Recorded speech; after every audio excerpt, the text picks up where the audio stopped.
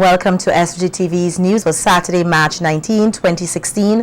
I am Rochelle Batiste with the headlines. The director of the St. Vincent and the Grenadines Community College, Nigel Scott, in his argument about the decriminalization of marijuana, the pros and cons, at a panel discussion earlier this week on the issue, says while he understands there are multiple economic and even medicinal reasons why persons are calling for its decriminalization, the repercussions are still greater. In his argument against the drug on Wednesday night at the Methodist Church Hall, Scott expressed concern that the decriminalization will cause persons, particularly youngsters, to believe that drug use is acceptable. The easy availability of drugs, and marijuana in particular, will create new consumers rather than rescuing the current ones. Then there's the addictive argument that legalizing marijuana, given the addictive nature of marijuana, will in fact create stronger addictions and more addicts than not legalizing. Another argument is the one that Dr. Morris mentioned about the fact that marijuana is often seen as a gateway drug, and it can lead to the use of even harder drugs. Then there's also the argument against legalizing that says legalizing drugs will send a message to children and young people that drug use is acceptable. So those are some of the arguments against. Scott told the audience that over the years he has personally witnessed the destruction caused by drug abuse, particularly among his students. He reiterated that the economic benefits can never outweigh the human devastation caused by marijuana use. As a church, I do not believe that we can afford to simply rely on the economic and medical reasons in discussing the legalization of marijuana. If we are to take that road, I am sure we all know someone who has suffered from cancer or glaucoma or some other illness that can be treated by marijuana. And so we can be influenced perhaps by the possibility of the use of medical marijuana. But I wish to remind us that legalizing marijuana does not, one, make right the ill effects of marijuana use. It does not, two, remove the acts of criminal activity surrounding its trade.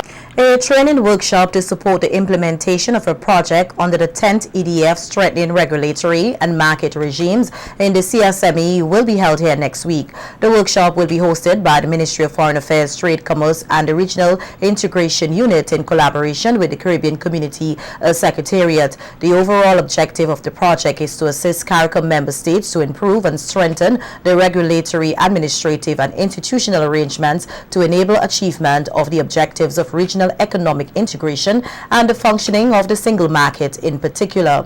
A key area under the project is the training of consumer protection officials and representatives of NGOs in consumer protection policy and the CARICOM Rapid Alert System for the exchange of information on dangerous non-food goods. Additionally, the staff of the ministries with responsibility for competition matters will be trained in competition law and policy. The training session will take place at the Beach Chromers Hotel from Monday, March 21st to Thursday, the 24th, commencing at 9 o'clock.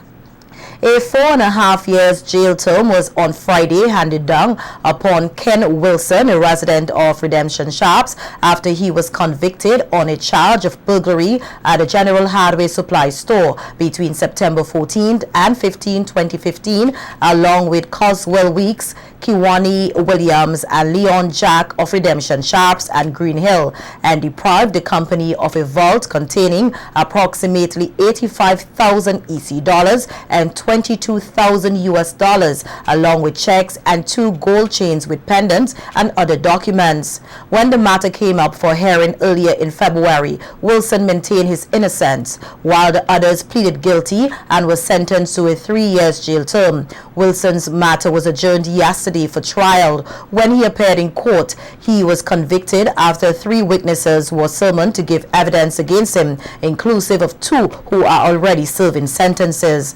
And St. Lucia national Ricky Fulgence was yesterday ordered to spend the next 3 years at a magistrate's prison. He was also fined $15,000 forthwith or face an additional jail term of 1 year. The sentence was handed down by Chief Magistrate Ration Brown at the Serious Offences Court after he pleaded guilty to 3 separate charges of possession of 1 firearm along with 17 and 19 rounds of ammunition at Fountain on March 13, 2016. This resulted from a warrant that was executed at the home of a male resident of Fountain, where the St. Lucian was stated as a visitor.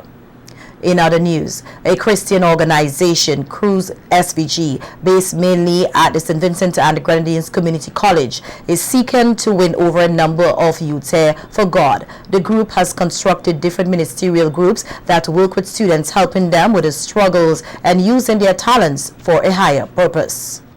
We are an international denominational organization that helps bring the gospel to students. We focus it at colleges and universities. And we focus mainly on evangelism and also discipleship, so we help students grow in their relationship with God, like those who are Christians and those who are not Christians, we bring the gospel to them.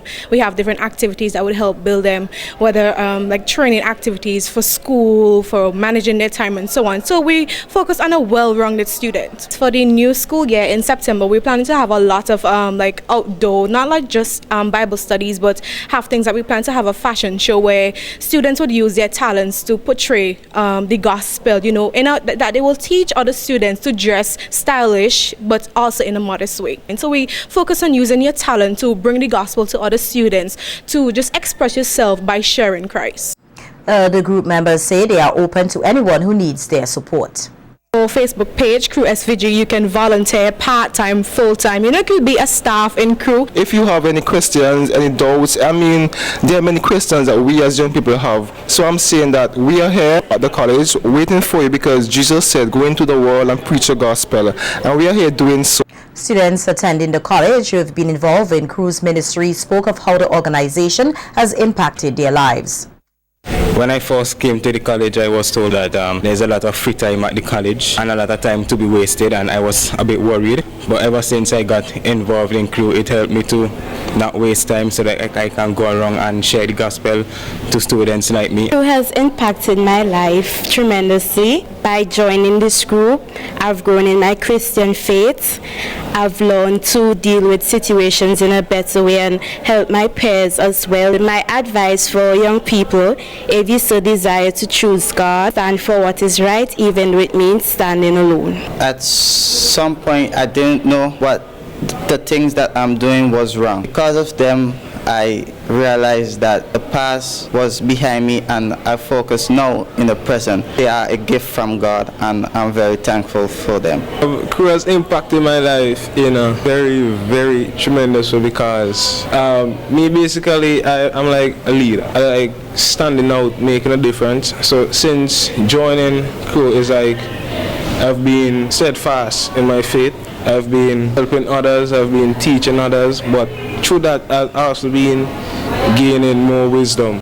The Empowering Women's Ministries will be collaborating with the National Council for Women as well as Project Men 2020 for a conference to be held here over the Easter weekend. These seminars will feature various overseas-based and as well as local speakers.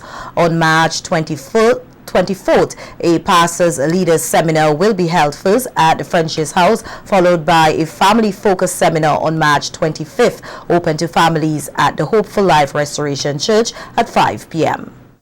Women, girls, this is a grand opportunity to become empowered. We are not complete without the spiritual aspect of our lives. So we need to be uplifted in this spiritual realm. The conference will conclude on the 26th with the men's conference to be held under the theme Kingdom Culture, where the issues of manhood will be addressed, as well as mentoring at the French's House, which will run throughout the day. The purpose of the conference this year, it is going to probe deeper into the casual basis of dysfunctional manhood and offer structural changes. Now we hope during this weekend that we'll be able to help resurrect a culture of righteousness within our nation and the region.